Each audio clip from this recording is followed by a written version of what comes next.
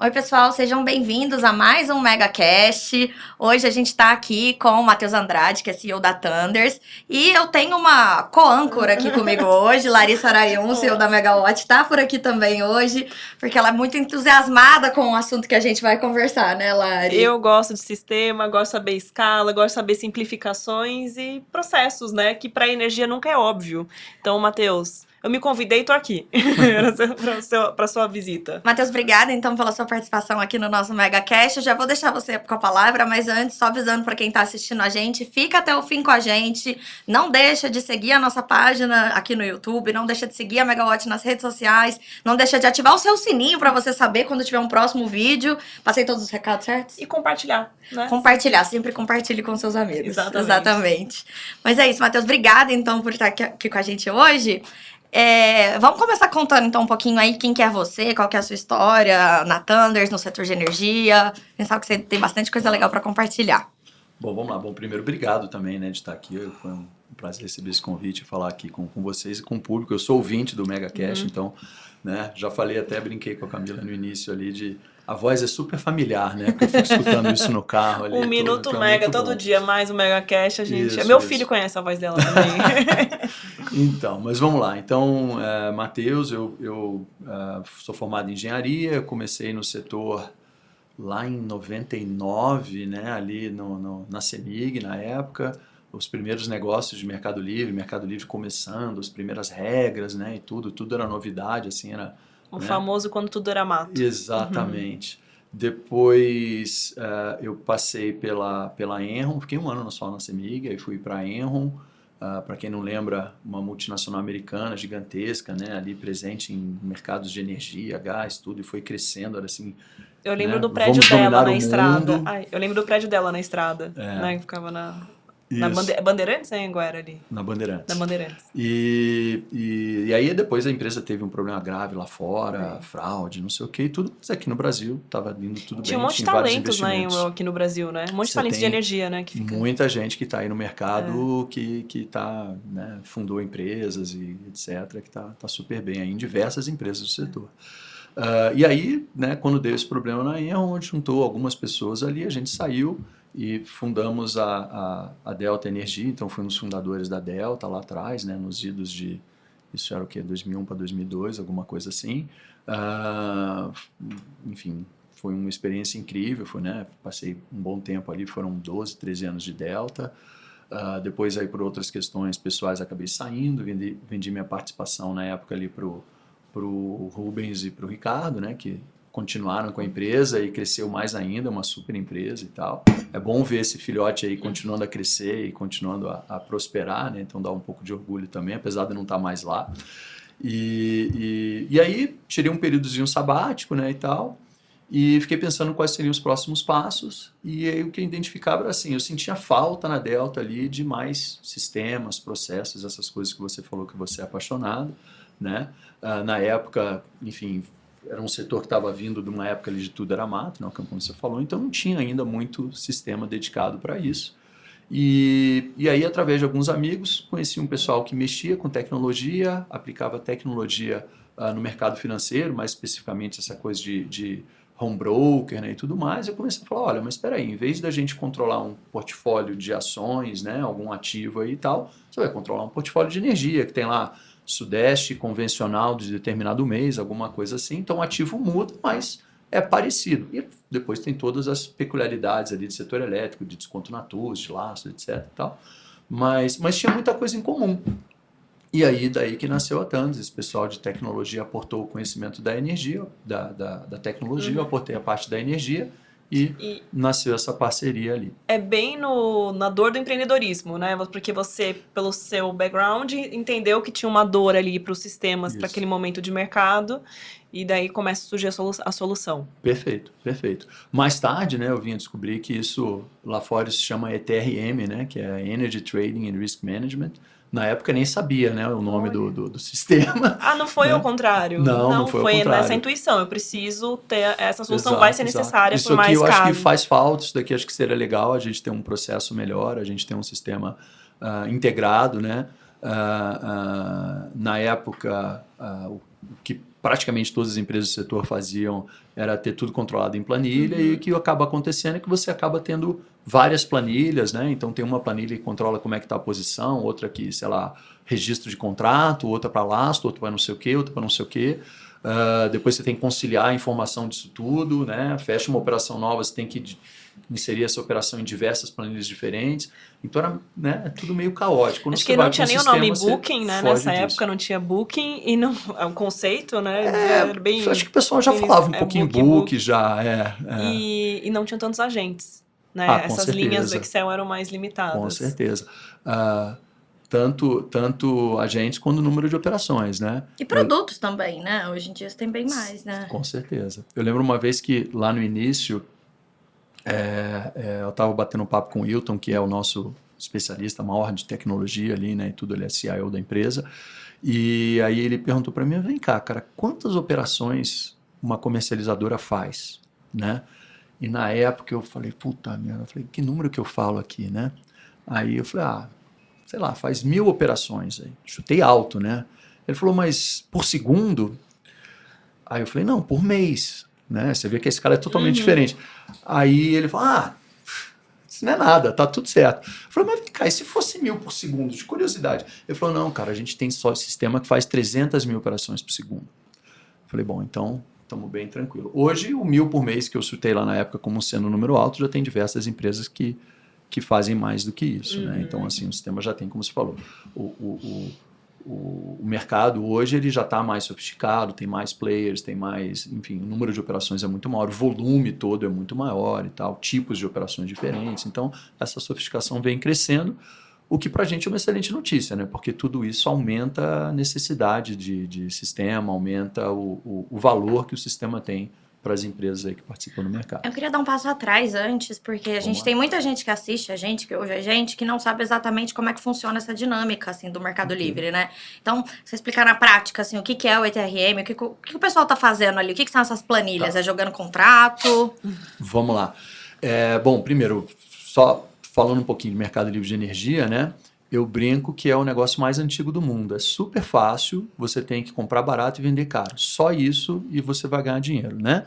Aí entra a peculiaridade e fala, bom, mas como é que eu faço para comprar barato? Como é que eu faço para vender caro? E aí a coisa começa a ir complicando, né? Então, assim, o Mercado Livre, as comercializadoras, falando do trade, né, e tudo, você tem atuações diferentes, mas parte dela é você identificar oportunidades de momentos de preço que, olhando ali para variáveis do sistema, meteorologia, oferta, demanda, etc., você acha, agora eu estou no momento propício, está no momento barato, vou entrar comprando, eu acho que o preço vai subir, porque, sei lá, a demanda vai crescer muito, a economia do país vai explodir, ou porque vai chover pouco, então vai ter pouca oferta de energia hidráulica, por exemplo, que ainda é a maior fonte, né?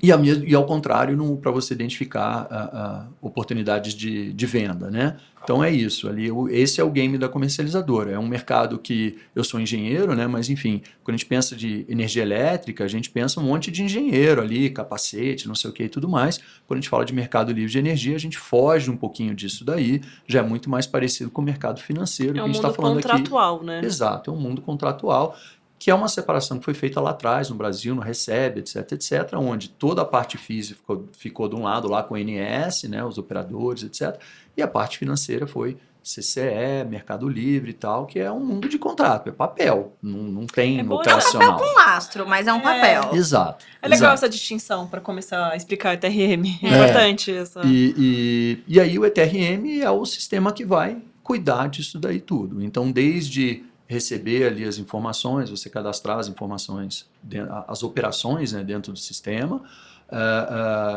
até, olha, bom, legal, então agora a gente tem que controlar como é que está a posição, estou comprado, estou vendido, no Brasil aí a gente tem 4 submercados diferentes, depois as fontes são diferentes entre si, você não quer misturar, então acaba que você tem que controlar diversos produtos. Cada vértice, né, cada mês diferente acaba sendo um produto, porque a energia de junho você não estoca, ela e leva para julho, né? Ela encerra ali e zera, então é como se fosse junho é um produto, julho é outro produto. Então, quer dizer, então aí o sistema ele vai ganhando um pouco de complexidade e entra nessa estérea de eu falar, bom, peraí, a gente tem que controlar isso tudo, entender como é que está o portfólio, tem um olhar aqui de uma curva futura de preço, a gente imagina como o preço vai se comportar no futuro, como que fica o resultado da empresa dentro dessa curva. Bom, mas e se o preço for um pouco mais alto? E se for mais baixo, né? O que vai acontecer? Não, sei lá, estou comprado, né? O preço aumentar, eu vou ganhar muito dinheiro, mas se o preço cair, em algum momento eu começo a ter prejuízo, e aí, enfim, eu aguento esse prejuízo, não aguento, qual é o risco que eu estou tomando? Ele está, né, proporcional ao meu tamanho, etc. Então, tudo isso são coisas que o ETRM faz, né? Esse olhar ali de portfólio mesmo. E um lado operacional também, né? Porque, enfim, a gente está encerrando aqui o mês de abril, né? Então, aí você precisa de fazer uma série de coisas ali relativas a abril. Desde registrar os contratos lá na CCE, que é onde você tem a efetiva troca de posse, né? Da energia. Eu brinco que é que nem, sei lá, você for comprar ou vender um terreno, quando que o terreno virou seu? Quando você assinou a escritura ali no cartório. Aqui é quando você registra a energia na CCE, a energia mudou de dono, né? Então, isso o sistema ajuda também, enfim, depois faturamento, acompanhar como é que está a questão de lastro, desconto na TUJ, uma série de coisas operacionais também. Desde esse início, você tinha que ter um olhar na dor do seu cliente, né? Naquele momento, as comercializadoras, principalmente. Hoje eu entendo que expandiu o seu perfil de cliente, mas as comercializadoras e nas regras da CCE, entender porque as regras são mutáveis, né? E elas... São. Até eu fico com essa curiosidade, porque você nasceu ali numa época tumultuada, por exemplo, que tinha judicialização do GSF, mercado de curto prazo travado. Aí logo depois veio o boom da incentivada, que também deve ter forçado novos produtos. Quando você montou, não tinha muito incentivada quando você montou? Já tinha, mas bem, enfim, menos do que a gente tem hoje, né? Essa grande expansão de solar e eólica veio depois. Na época, o que tinha de incentivado era basicamente PCH, né? E um pouco de biomassa. Um pouco de biomassa. Isso, biomassa também. Mas o grosso era PCH. Hoje, eólica é um negócio absurdo, né? Só para lembrar o pessoal, quem não estiver chegando no setor, o incentivado é a energia renovável que tinha um desconto no fio. Né? Tinha não, por enquanto ainda tem. Calma, vamos lá. Não sei até onde vai, mas por enquanto ainda tem. Mas então, foram muitos momentos assim, né, que vocês pegaram ali. A gente tem que acompanhar, então a gente acompanha essa parte de regras do setor regulatório, né? Porque a ideia é que o produto tem que ir se adaptando ao que está na regulamentação, para eu poder cuidar desse operacional, para eu poder dar esse olhar para o meu cliente de acordo com a regra do jogo que está valendo naquele momento, né? Então, uma curiosidade ali, né? O nosso produto, a gente atua com, o pessoal fala um SaaS, né? Então, é Software as a Service. Então, cobra uma mensalidade. O cliente me paga uma mensalidade, eu vou cuidar de infraestrutura, segurança da informação, etc., e a própria evolução do produto está embutida nisso. Então, à medida que tem uma mudança de regra, né, vou dar 2 exemplos aqui rápidos, né? Então, há não tanto tempo assim, a CCE soltou lá aquelas coisas todas de monitoramento prudencial. Sim. Tá certo?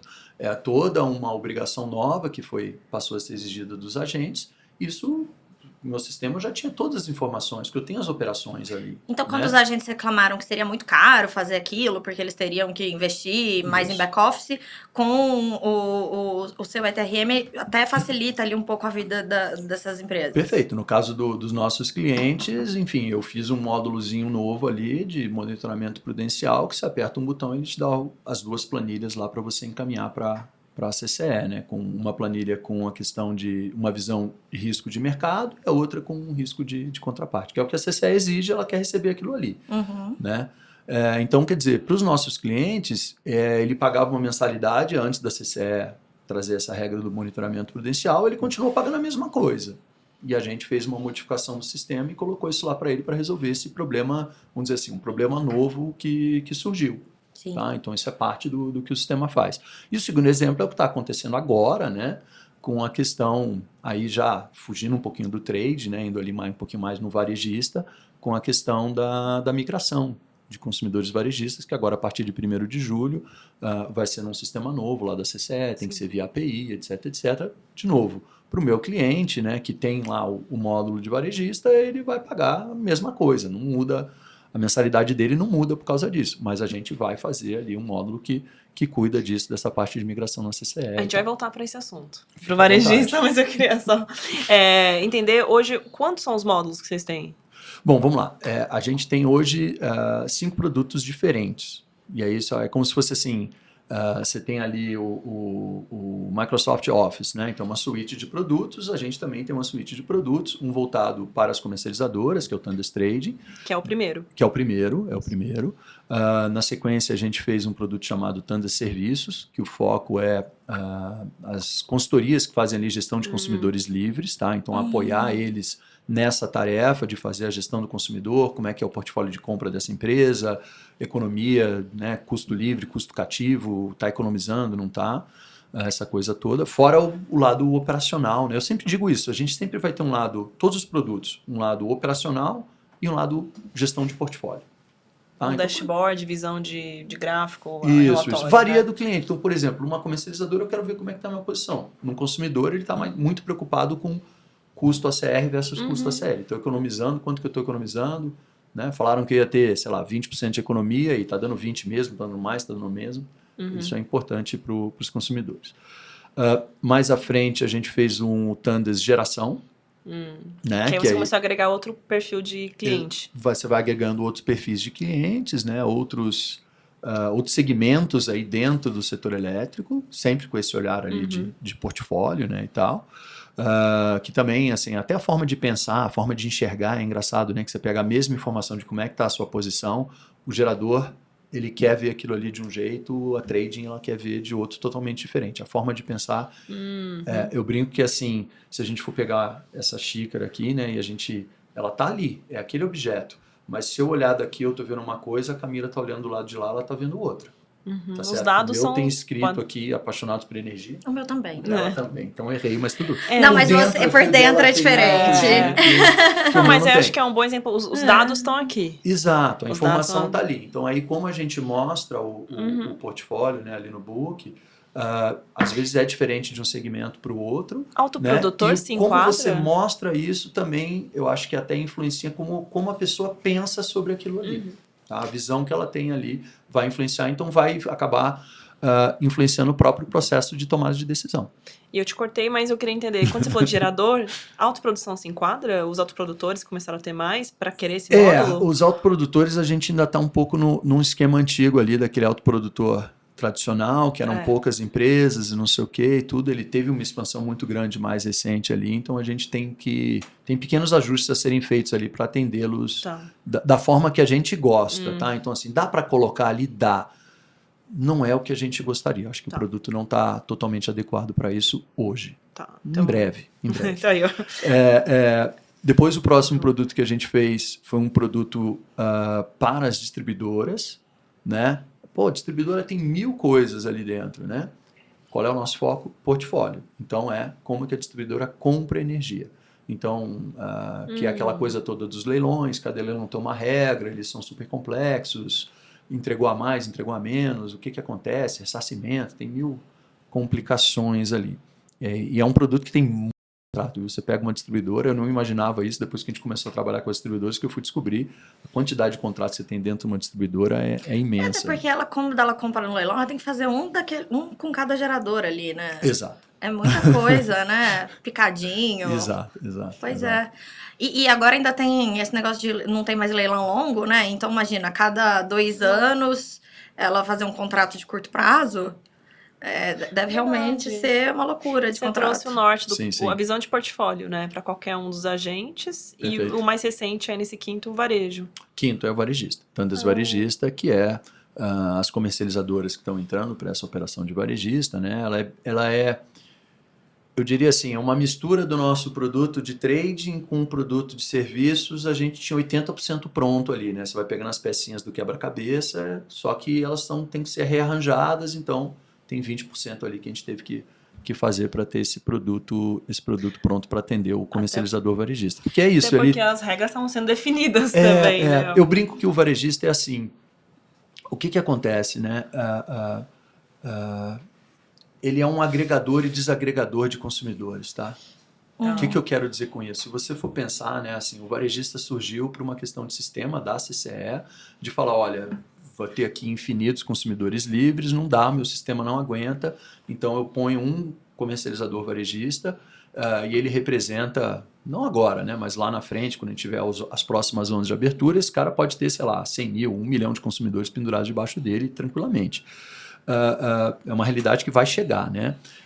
E aí, em vez de eu fazer a liquidação financeira de 1 milhão de consumidores, eu vou fazer de uma comercializadora varejista. Então, isso simplifica muito a vida da CCE. Então, nesse momento, ele agrega um monte de coisa ali e lida com a CCE dessa forma. Maravilha, facilitou o problema da CCE. Depois ele tem que desagregar, né? Porque aí a CCE passou um encargo para ele tem 1 milhão de clientes, ele foi entender qual que é a margem dele com cada cliente daquilo ali, ele tem que pegar aquele encargo e repartir entre todos os consumidores, né, proporcional à energia, etc., para ele entender o que ele está fazendo, onde é que eu estou ganhando dinheiro, qual cliente que me é lucrativo, qual cliente que não é, o que está acontecendo, como é que eu preciso ajustar minha precificação, não preciso. Então, assim, eu brinco isso, né? Ele tem momentos que você tem que agregar um monte de coisa e desagregar um monte de coisa.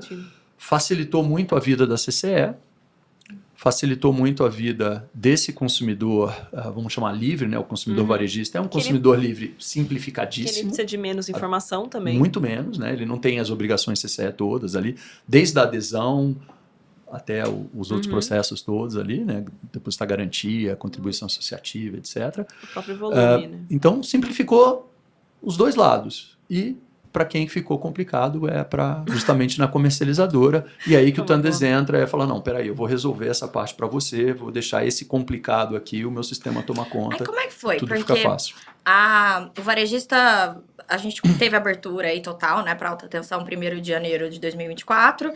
Até então a gente já tinha o varejista, mas quase não operava ainda por conta. Muito pequeno, né? Era um movimento muito pequeno, e ainda também não tinha a obrigação de ser varejista, né, naquele limite que estava. Também tinha ali a questão das regras que estavam sendo aprimoradas. E aí eu me lembro que a ANEEL conseguiu terminar ali a definição das regras do varejo nos 45 do segundo tempo, né? Foi muito em cima da hora ali no final do ano, reunião extraordinária, ainda teve que mexer em coisas depois com o mercado já rodando em 2024. O pessoal confiou que ia dar certo. E para você que tinha de desenvolver um produto, o pessoal ia usar, mas a regra ainda não estava definida. Eu acredito muito em evolução contínua, né? Então, eu acho que aqui isso se aplica para os dois lados. Tanto do lado da regra, né? Essa então, é uma quando resposta a gente fala... do Sandoval, inclusive, uma das Tá vezes. vendo? Pronto. O diretor-geral da ANEEL que... falou de evolução contínua. Você vê que casou. Porque é isso, quer dizer, a própria ANEEL lá, com os reguladores, tanto a ANEEL quanto algumas coisas ficam nas costas da CCE também, né? Nunca está totalmente pronto, né? Assim, é a regra que vale hoje, e daqui amanhã ela vai ser um pouco diferente, ela vai ter uma evolução e tudo. Que não seja tinha, porque o né, mercado começa a evoluir, porque surgem tecnologias novas, surgem coisas novas, então isso sempre vai acontecer. Agora, ali você teve um momento de uma transição grande, porque você tinha uma data, né? Olha, 1º de janeiro de 24 vai ser assim, e eu brinco também que na verdade, né, muita coisa aconteceu até antes, né? Porque se você for pensar que um consumidor ele tem que pedir para distribuidora que ele quer sair do cativo, isso é um processo que demora 6 meses. As denúncias de contrato começaram bem antes. Né? Eu gosto de fazer analogia, né? Então eu falo que assim, olha, a largada, né? A bandeirada da largada é 1º de janeiro de 24. Agora, quem não estava na pista lá né?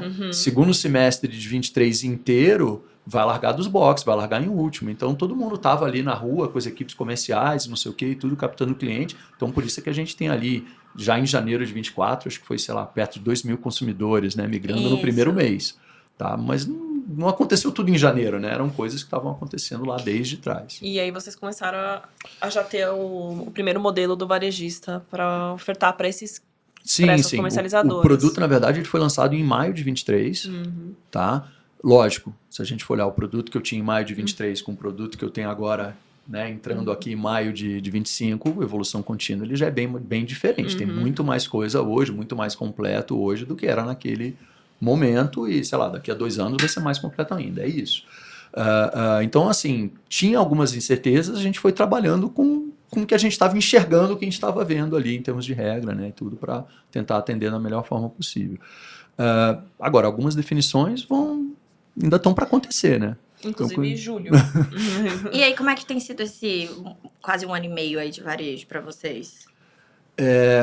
Olha, para a gente está sendo muito interessante, né? A gente acha que é o caminho. Varejista, assim, essa abertura toda do mercado, né? Assim, que as comercializadoras pedem muito tempo, desde que na época que eu trabalhava em comercializador ainda, já tinha essa história toda, né?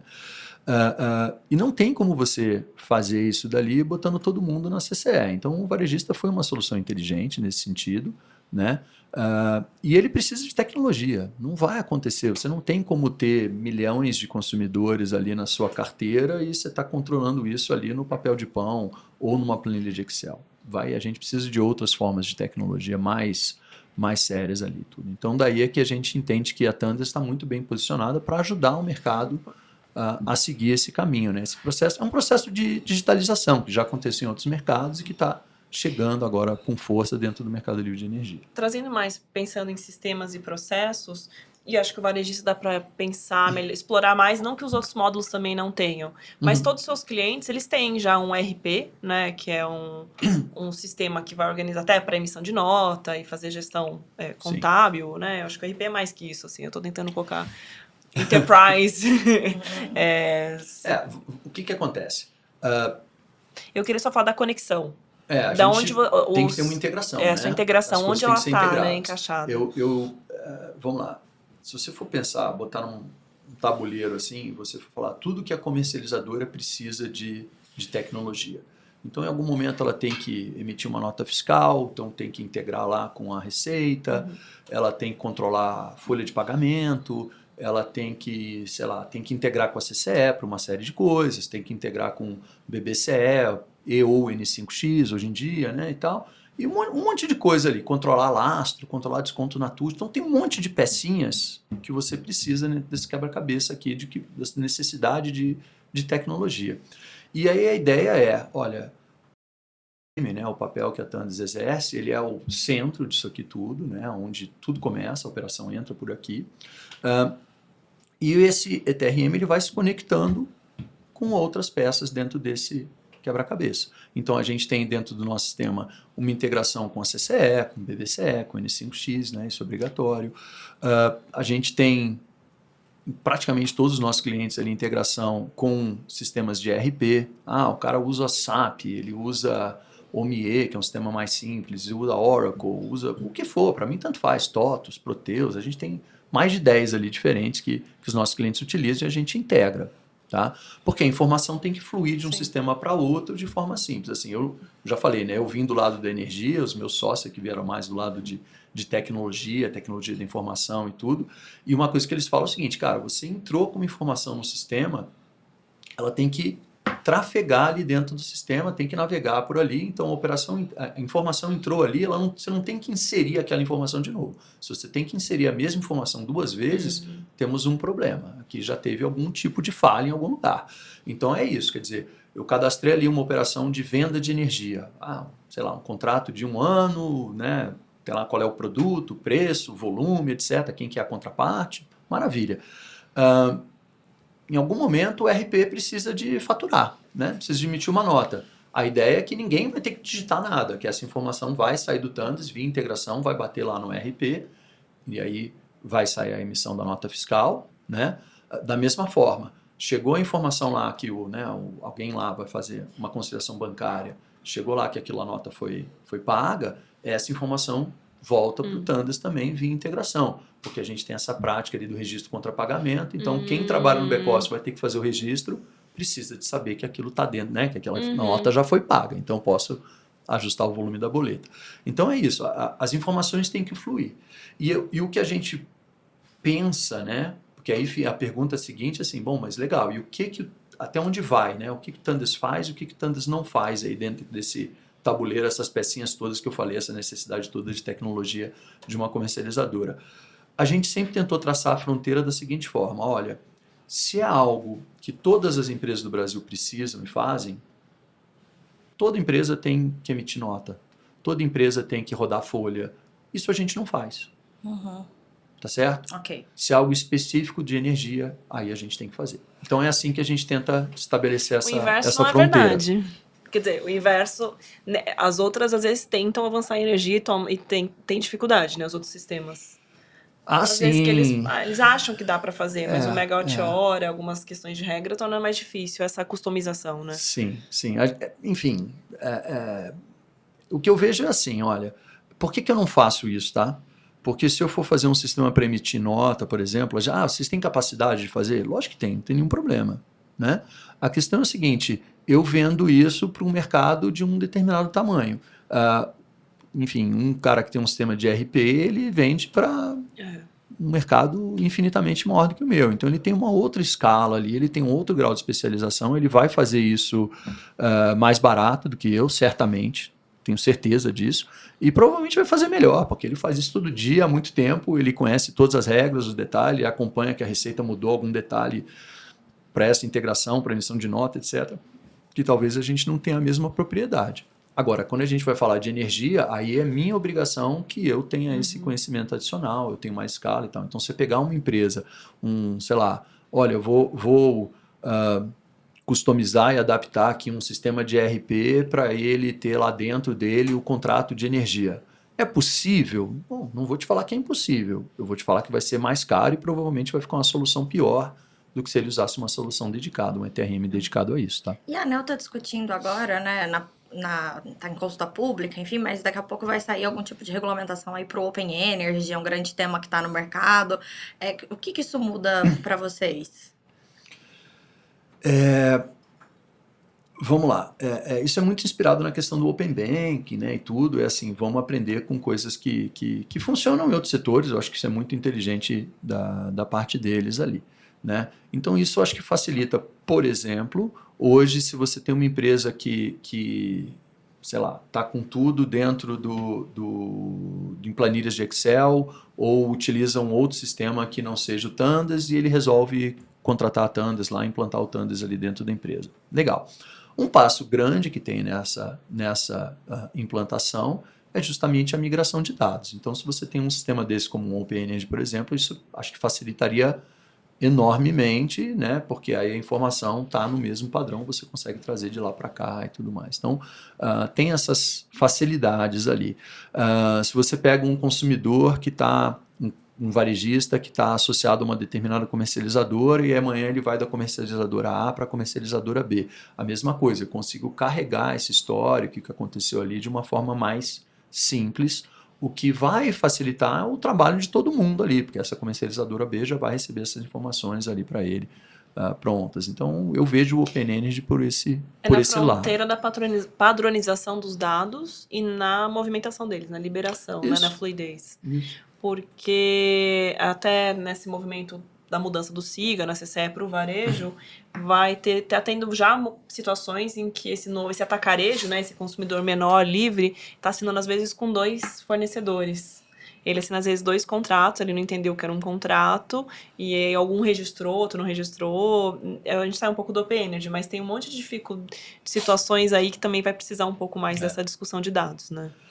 Sim.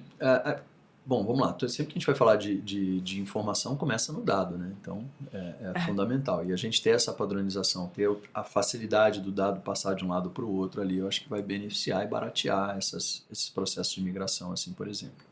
Acho que o ponto é o custo mesmo.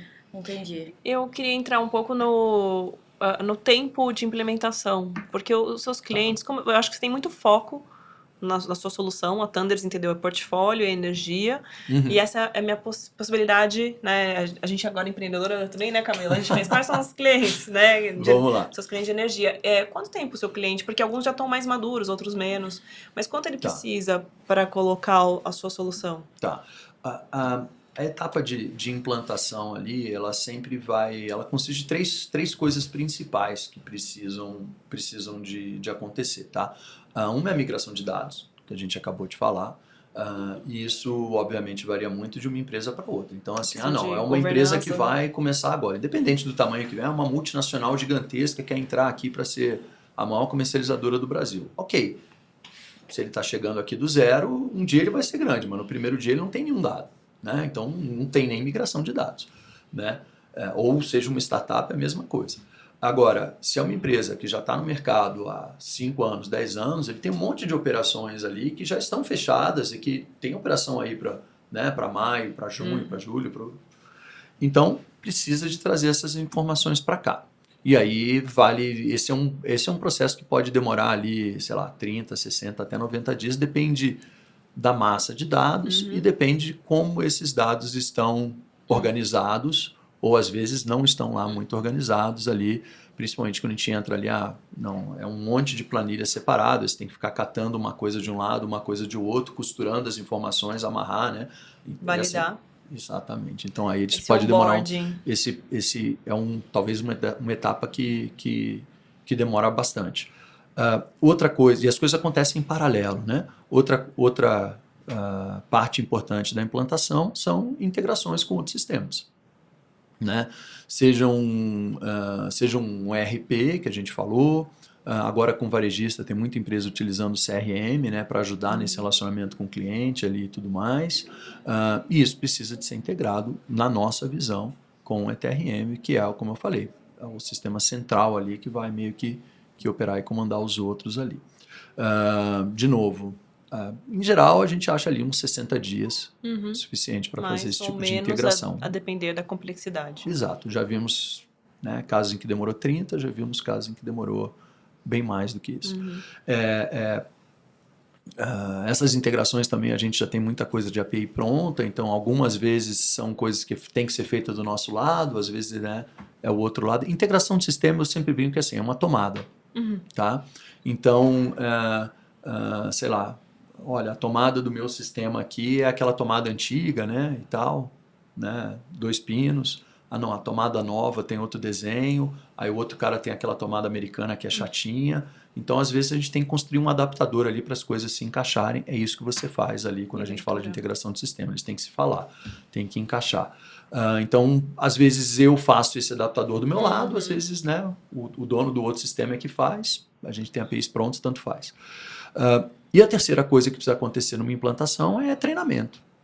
Né? A equipe precisa de aprender a utilizar o sistema, né, e tudo, ter essa adesão, isso é super importante, a gente dedica bastante, né, para isso daí. A gente tem uma área de sucesso do cliente dentro da Tandas que é dedicada a isso, né, que acompanha o cliente desde lá do onboarding, de fazer todo esse plano de implantação, como é que vai ser a migração de dados, como é que vai ser a integração, organizar todo o treinamento, ministrar os treinamentos todos e depois ir acompanhando esse cliente ao longo de toda a vida dele para que ele tenha, como o nome diz ali, sucesso na utilização do sistema, né?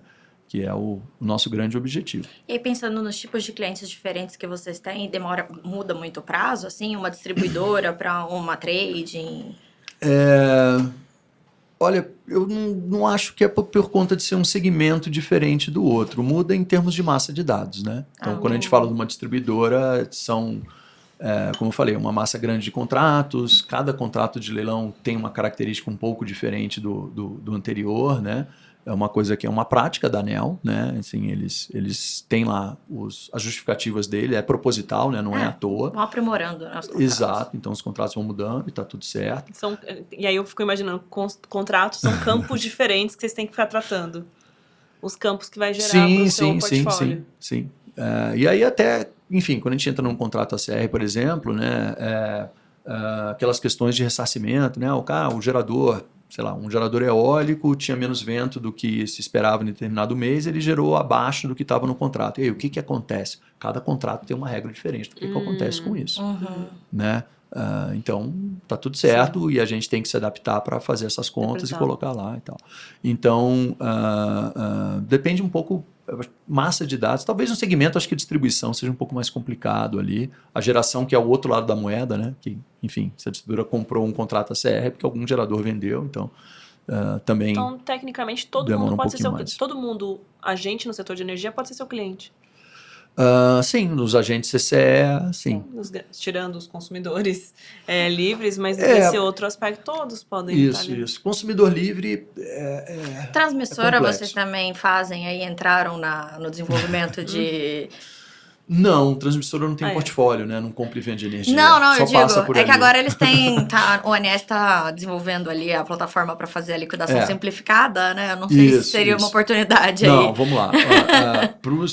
Tanto para geradores quanto para distribuidoras. O pagamento, né? Ali. O pagamento da TUST a gente tem dentro do sistema. Então a gente puxa lá um documento do ANS, eu esqueci o nome, que vai ter ali tudo que você tem que pagar. As centenas de boletinhos que eles têm que pagar. Centenas de boletinhos que você tem que pagar. Então a gente já puxa isso tudo, né?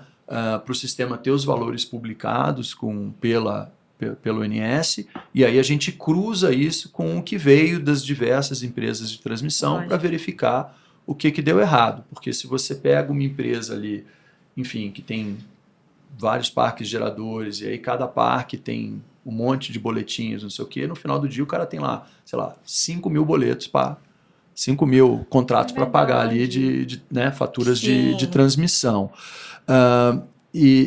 Bom, está dentro de um sistema, integra, está dentro do ERP, ok, né? É quase que apertar o botão. O problema é o seguinte, é que alguém tem que conferir, né? Se esses 5 mil operações estão com o valor correto ou não. E aí o que a gente faz é isso. Eu puxo o relatório do INS, cruzo com as notas fiscais eletrônicas ali recebidos, e aí o sistema já aponta. Vamos lá, você tem 5 mil aí, notas fiscais aí para pagar. Olha, essas 4.900 aqui estão certas, é só pagar, não precisa nem olhar, né? Essa 100 aqui deu alguma divergência, dá uma olhada aí o que você quer fazer com elas.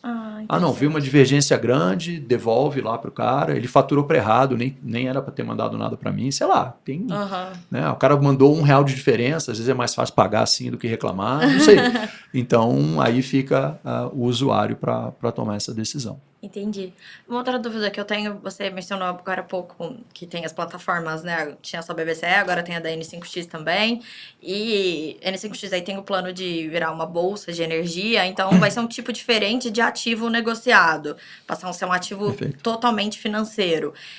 Esse agente, essa negociação também usaria a Thunders Trading, ou você teria que desenvolver até um produto novo ali, mais voltado... Porque é um produto de energia, mas... No caso, sem um lastro, né? É diferente. Não. A gente precisa... Eu entendo que isso faria parte do produto Thunders Trading, tá? Mas teria algum desenvolvimento ali, porque tem algumas diferençazinhas no contrato, como é que é a liquidação dele, pagamento... Vai sair da CCE, né? No fim, vai ser uma coisa... Quer dizer, pode ser que sim, pode ser que não. Vamos ver como é que isso vai. Mas, assim, em termos de você poder controlar e entender a sua posição e qual é a sensibilidade a preço que você tem, eu acho que é fundamental. Claro. Porque em algum momento a gente vai querer olhar ali para frente e, enfim, traçar cenários diferentes e falar, bom, se o PLD for a R$200, o que acontece? Eu vou ganhar ou vou perder dinheiro, quanto? E se em vez de 200 for 300 ou for 100, o que acontece? Né? Ele precisa dessa resposta, isso tem que vir do ETRM. Então, essas operações, na minha visão, elas precisam estar dentro do mesmo sistema, até para você poder prover essa visão de risco para o agente, né? E quão sensível ele está a essas alterações de preço ali, qual é o impacto que isso tem para ele, que é, assim, gestão de portfólio na veia, então é fundamental. Então a gente vai precisar de fazer ajustes ali na ferramenta para trazer esse contrato, né, modelar esse contrato da forma mais fidedigna ali possível. Entendi. É interessante, você não perde o foco em relação ao risco. Nos seus produtos todos, tá? A gente está olhando... O que eu falei, assim, sempre a gente tem dois lados, né? Tem um lado operacional, que eu brinco que é o olhar do retrovisor, né? O mês que passou, eu preciso de faturar, eu preciso de registrar energia, eu preciso de controlar ali, sei lá, lastro, desconto na TUS, etc, etc.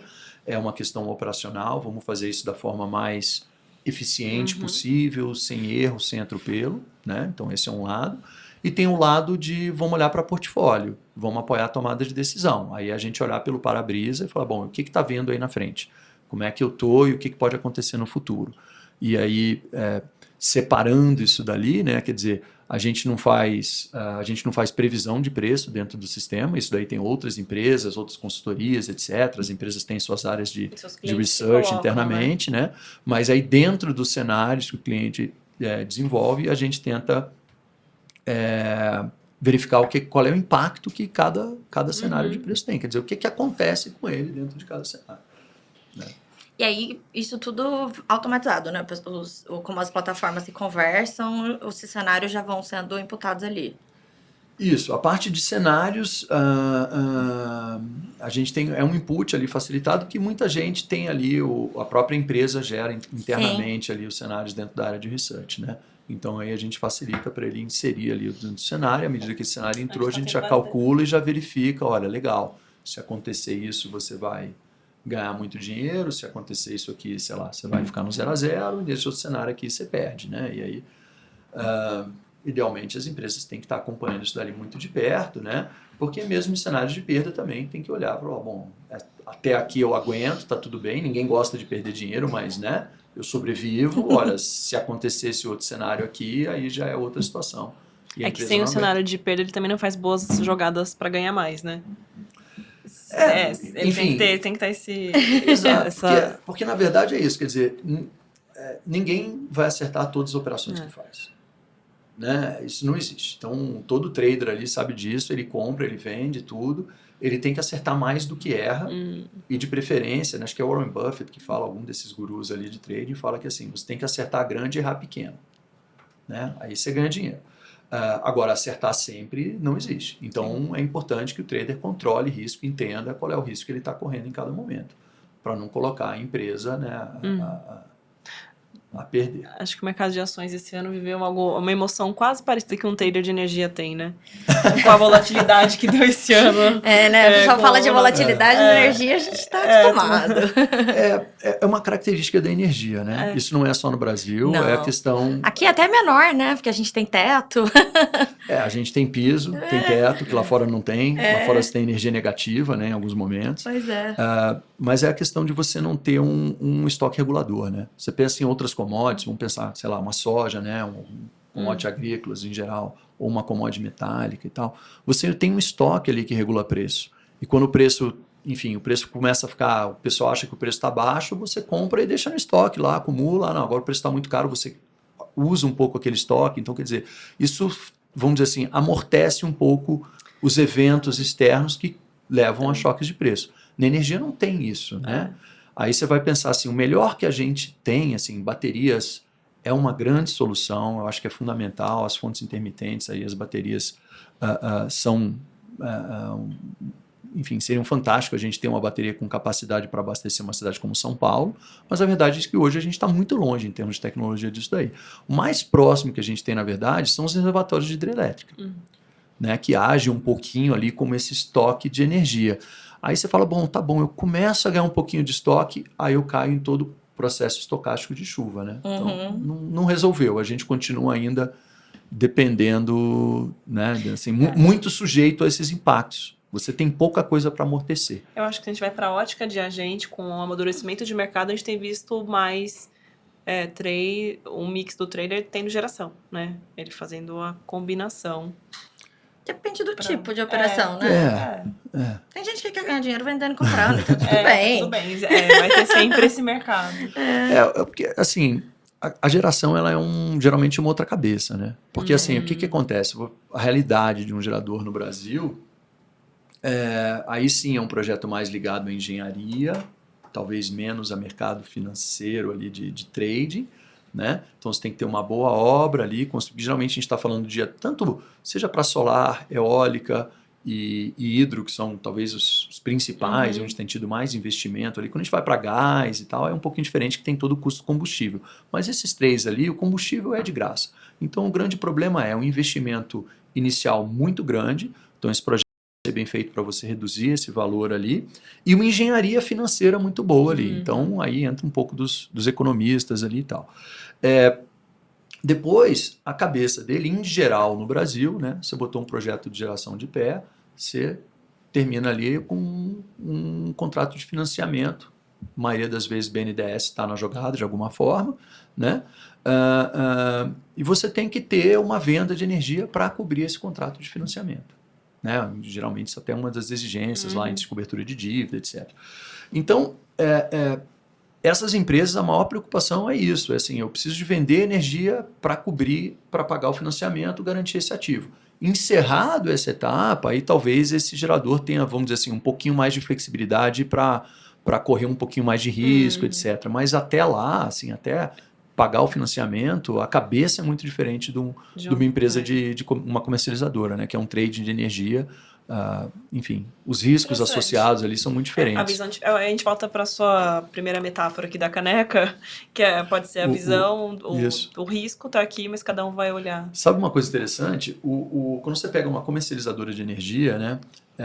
Você vai falar para ele lá, não, você tem operações de compra e de venda de energia. Em geral, como é que é a cabeça? Compra é positivo, venda é negativo. Então ele quer ver ali que ele está com mais 50 mega, ele sabe que ele está comprado em 50 mega para o mês X.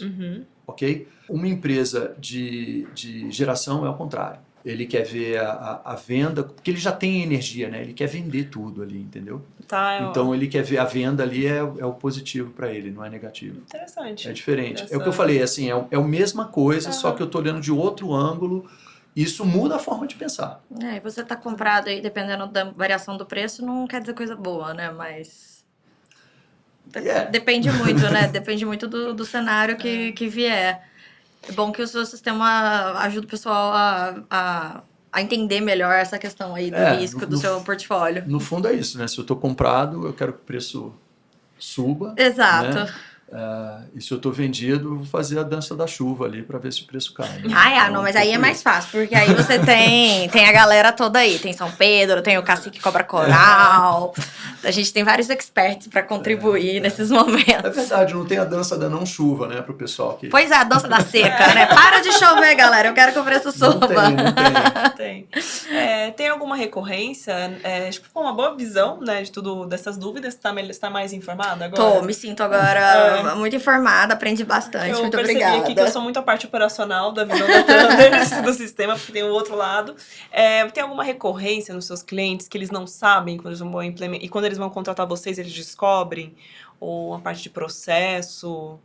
Ou uma dificuldade? Nessa parte você falou desse onboarding, tem alguma parte ali que sempre pega mais?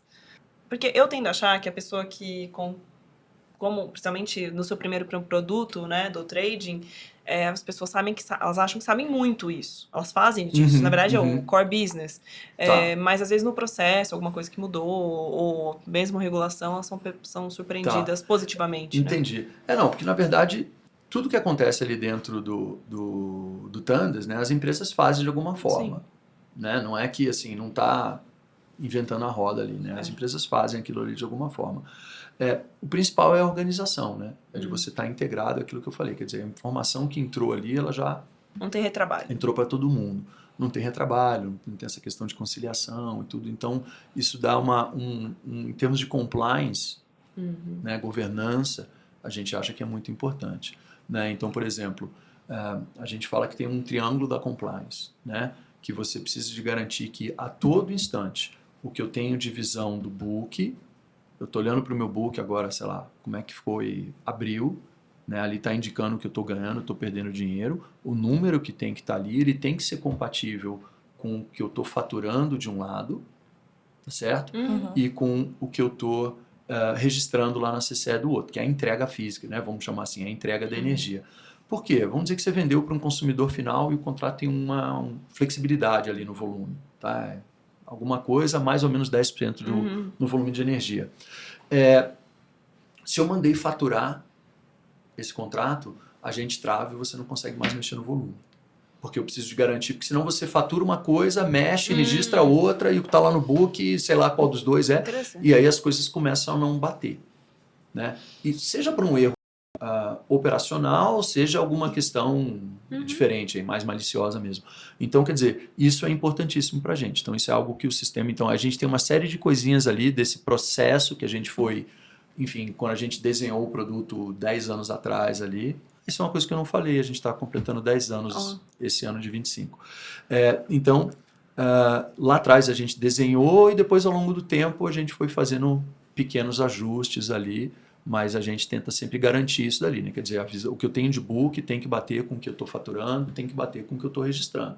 Ah, mas eu faturei errado, eu preciso de mexer no número. Bom, então tá bom, então vamos cancelar esse faturamento, mexe e fatura de novo, porque eu tenho que garantir que o que está ali vai bater com o que eu registrei, vai bater com o que está no book. Então, isso é algo que o sistema traz também, ele garante esse tipo de coisa. Auditoria de processos, né? Por isso que você falou ali no monitoramento prudencial, na questão da CCE, vocês já estão com tudo pronto, né? É só mandar ali. Sim. Que o seu cliente já está meio caminho andado. Já está com, enfim, porque as operações já estão no sistema. Então, você apertou o botão, ele te dá o relatório, né? Um dia a CCE vai botar uma integração, que aí não vai nem precisar disso, mas hoje ele te dá um arquivo em Excel que você entra lá na CCE e manda para a CCE. Espero que em breve a gente tenha para fazer isso por API. Você apertou o botão, o sistema já manda aquilo para a CCE e acabou, está feito. Mas o que eu ia falar de auditoria de processo é assim, né? Quer dizer, tem uma operação lá que está com um número, né? E por alguma, sei lá, teve uma renegociação com o cliente, alguém foi e mexeu naquele contrato lá. Acontece, né? E aí entra aquela brincadeira, não sei se já ouviram isso, né? Que filho feio não tem pai, né? Quer dizer, alguém foi lá e mexeu errado, deu um problema, nananã. Quando é tudo em planilha, eu já vivi isso algumas vezes. Alguém apagou uma célula sem querer, mexeu na fórmula, esbarrou no botão e vira um caos, né? Então o sistema te protege disso bastante, em primeiro lugar, porque não tem essa de esbarrou e mudou a fórmula sem querer, né? Tal. E segundo, fica gravado ali, né? Não, quem fez isso daqui foi a Larissa no dia tal, na hora tal. Não tem como falar que, sabe, não caiu do céu. E se você não tem um sistema assim que faz esse tipo de log das coisas, às vezes é mais difícil de você identificar o que aconteceu ali. E não é, enfim, necessariamente no sentido de apontar dedo, achar um culpado. É no sentido da gente ter um processo com maior compliance, um processo ali que fica claro e transparente para todo mundo o que está acontecendo. Tem várias histórias assim interessantes. Eu acho que o Excel é a porta de entrada do seu processo e ele é muito barato, ele é um custo baixo, né? Ele é barato até que o processo está errado e aí fica caro, certeza, né? Até que há um prejuízo nessa gestão. Enfim,